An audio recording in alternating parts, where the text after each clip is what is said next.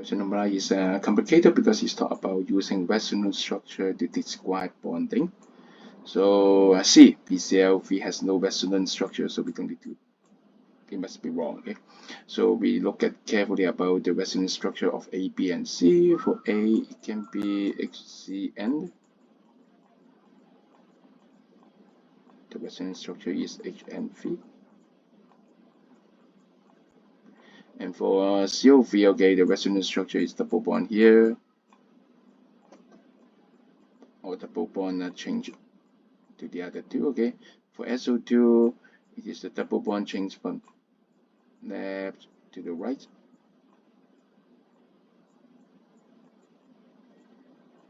Which one can be used to describe the bonding? The answer is D, because when the double bond change between these two, okay, so we can say that they share the double bond, so each S and O are connected with a 1.5 covalent bond. The bonding is between single bond and double bond, and this feature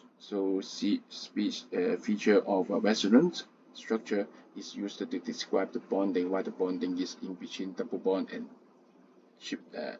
single bond for SO2. So the answer is D. Thank you.